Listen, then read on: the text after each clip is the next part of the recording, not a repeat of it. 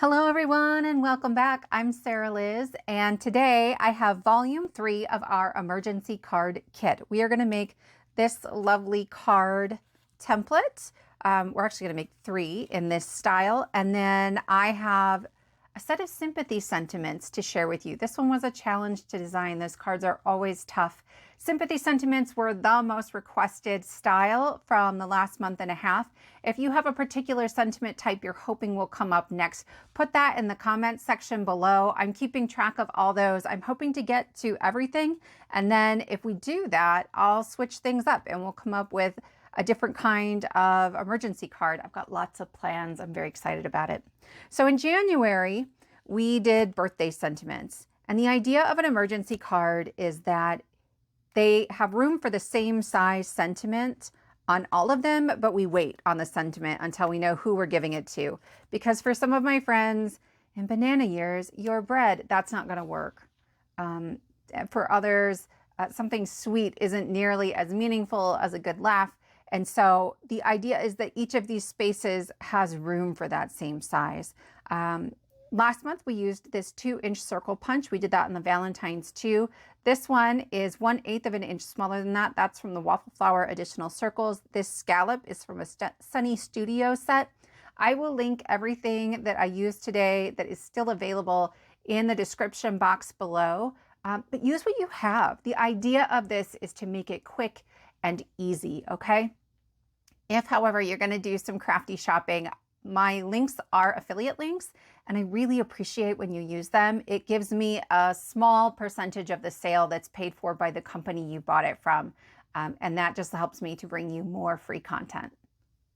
So these are our sympathy sentiments for the month. The first 3 rows are sweet and thoughtful sentiments. I know that this is a really hard thing to make a card for. And I know that huge hugs and sending love and you are in my thoughts are the kinds of things I reach for, even when it's not a sympathy occasion. These are just really great, I'm here for you sorts of things. There is 1 row of sassy sentiments. There always will be. I know that I don't deal well. Like when times are hard, if someone says to me, you know, that they're really sorry, or you're in my thoughts, I cry. I just cry and I don't want to cry. And so for me, that little bit of levity sometimes helps me get through hard times. So that's why those are there. Hopefully some of you will find those helpful too. Those were particularly hard because when times get really hard, I start swearing. I won't swear on the YouTube channel, but if that's how you are too, and you are interested in a set of sweary sentiments, leave me a comment below. That might be something that I can post to my blog. So it would be like separate from all of this, but I would be happy to explore that idea as well. So the printable has quite a few pages, even though the card is pretty simple. The first 2 pages are the sentiments both with and without the circle. This is a 1 3/4 inch circle. The line around the outside is slightly bigger than that. So if you punch that out or you use a die, that line is not going to show up. But the other version of this lets you cut it so that you could use a different shape if you wanted. Page 3 is an overview for our card sketch. And this will look familiar if you followed along with volume 2 where we made our mini Valentines. The angle of the cut is the same, but this one is a little bit bigger. It fills that A2 panel a little better, but certainly you could put that onto an A2. It's just a larger border. And actually sometimes I like that too. You will maximize your 6x6 inch piece of pattern paper using this cutting guide. I've added that in here too. So it's the very last page of the printable if you want to do that. Otherwise, we're going to make this one today. The next couple pages are to help you maximize your paper. So if I'm cutting these matte layers like this out of my 8.5 by 11 inch cardstock, they're going to measure 3 1/4 across and 4.5 inches top to bottom. I can get 5 of them out of a sheet of 8.5 by 11. If you want that purple matte around it, I added 1/8 of an inch to the top and to the side. Okay, so it's just 1/8 of an inch larger. You could certainly do 1/4 inch, or you could eliminate that matte layer altogether if you want to simplify things, or if you don't like cutting 1/8 of inches. Then we have our diagonal cut for this pattern paper. If you're working from an 8.5 by 11, you can get 6 pieces and you'll have a fair bit of scrap left over on the side. I like when there's a nice big piece so I can use it for something else. Though I know a lot of us use pattern paper. So this next page is walking you through how to cut this from a 12 by 12. Now it's going to work best with a non-directional pattern because you'll see that some of these are going sideways and some of them are going up and down. If you're working with something directional, then use this guide from the 8.5 by 11 to make sure that they're all going in the same direction. The next 3 pages after that are walking you through what size cardstock to start with to maximize your cuts. So if you have a 6.5 inch square, you'll get 4 pieces that match the template on page 3.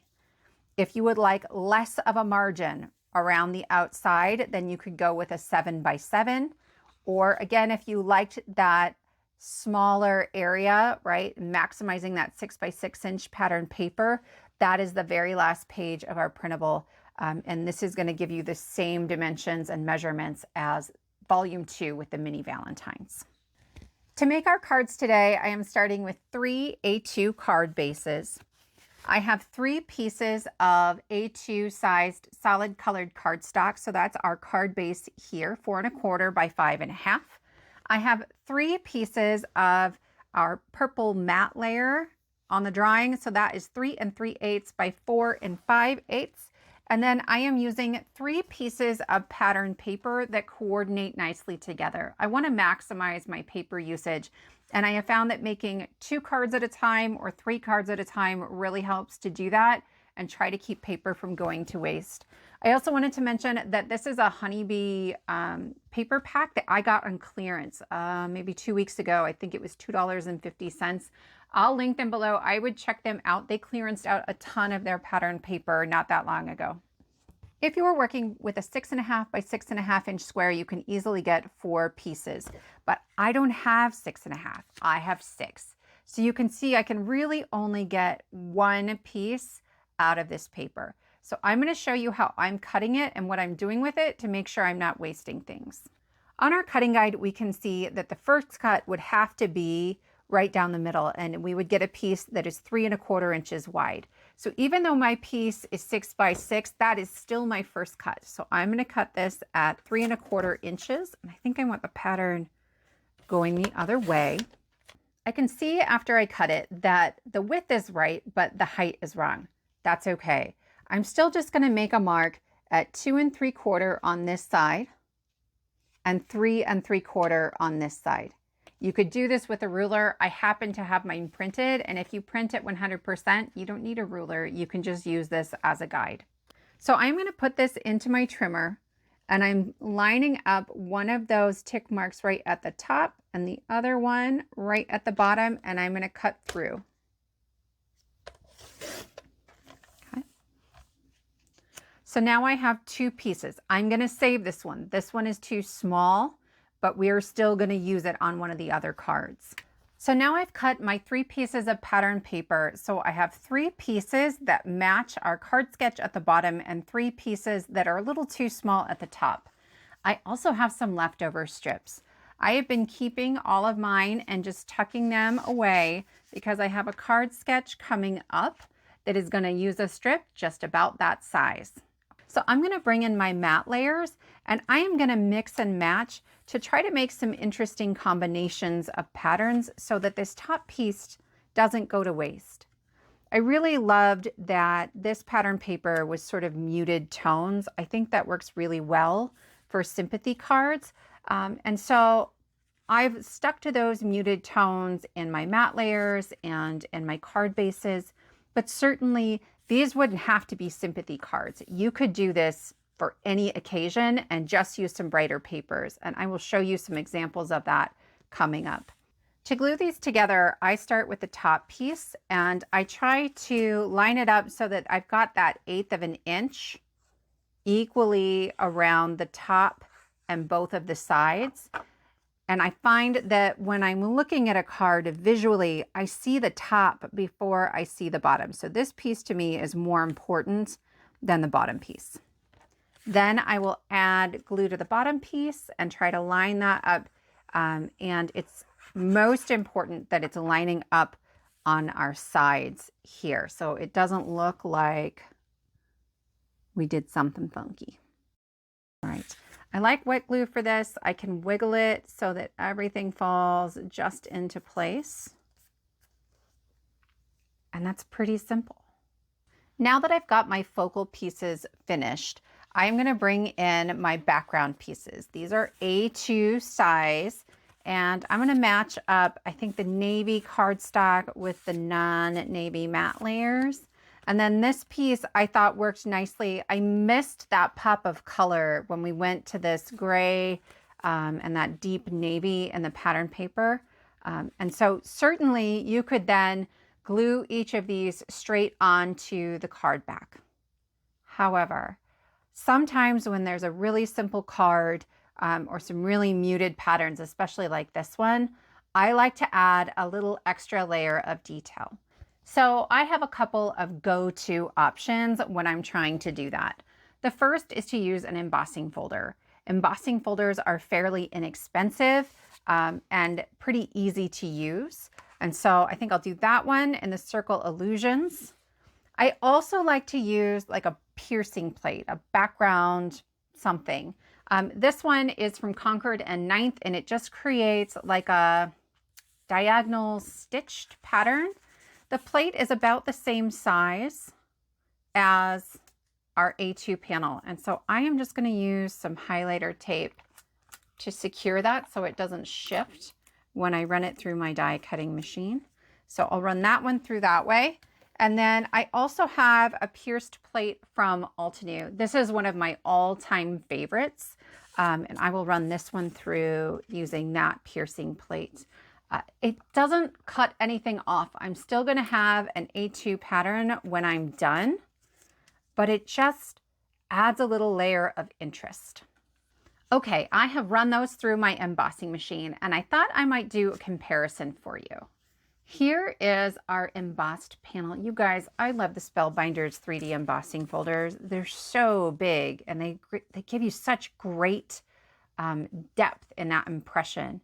So that just adds a little bit of extra interest. Without it, it's still a very pretty card, right? That is just fine. But this is taking it up a notch. So if I'm giving it to someone really special, or I feel like the occasion really just calls for that something extra, that's a really easy and fairly inexpensive way to do it. For these pierced panels, again, I don't know how well you can see that on camera. It is just a little extra something, okay? So if I put this on here, it just gives a little extra interest. It makes it a little extra special. Would you know that it's this really gorgeous swirl? Maybe not. And so this might be too subtle for you. I really love it. And for this one, I think when you're using a lighter colored cardstock, it shows up even more, right? And those stripes are even masculine almost. And so you can use that for all kinds of cards for all kinds of people. I'm going to add these onto our card bases. And when I'm working with something that's this deeply embossed, I like this Beacon 3-in-1. It is a solvent-based glue, so I can really shellac it on there. I feel like there's a lot of space to fill in. And this one isn't going to warp my paper by making it really wet, right? It's not a water-based glue. And so it gives me a good amount of wiggle time. I can kind of slide it around. I always make sure, this is a top folding note card. I always make sure the top fits first, because sometimes when I'm embossing, the paper shrinks up a little bit. So like I have a little bit of paper showing, white showing at the bottom. I might trim that off later, but I will let the glue dry first.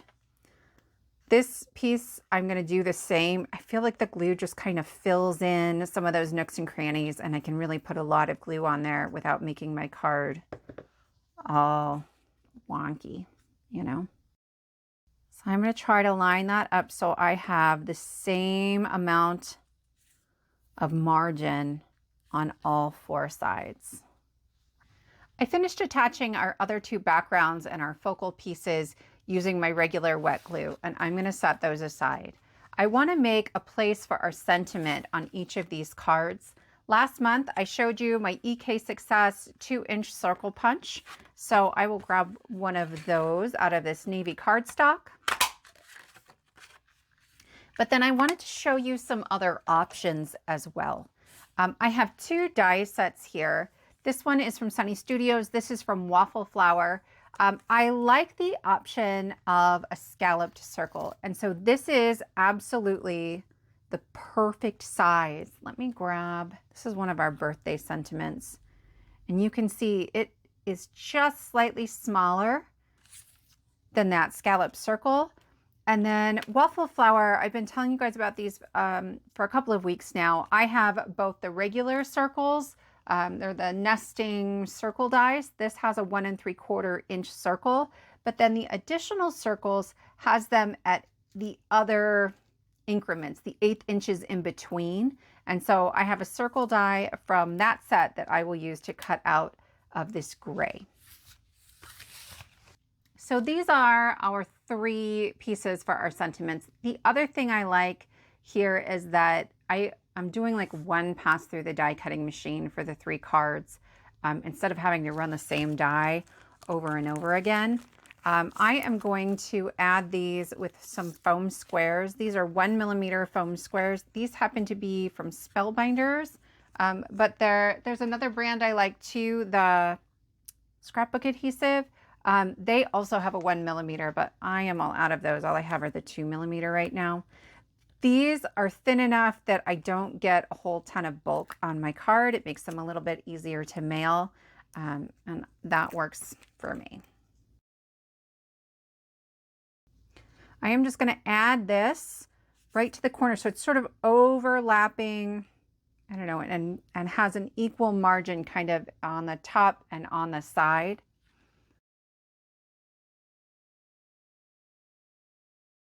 And then I'll do the same thing with this last one. The last thing to do is to add our sentiment. I wait until the occasion arises, but when I cut these out, I like to use a circle punch. It's just quicker and easier. This one again is from EK Success, and they fold flat, which is really nice. And so when I put this in here, I just wiggle it around until I can't see any of that black circle. And then I know that everything is centered. So I can cut out a couple of these. I want to show you what they look like once these are on there, because that addition of the white kind of changes the look of the card, right? It balances the colors a little bit differently. So here's this one. Sometimes I will slant those kind of at an angle. Sometimes I don't, right? Kind of depends on my mood. And that's it. Okay, it's a really simple card style. And keep in mind, you don't have to make them sympathy cards. This one, this bright sunshiny card, is one of my very favorites I've made from this set, right? And I could stick a huge hugs on there and it's a congratulations or it's a birthday card.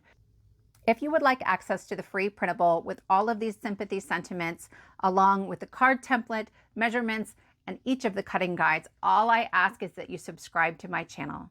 So click the subscribe button and then go down to the very bottom of the description box below the video, and you will find a link to download this for free.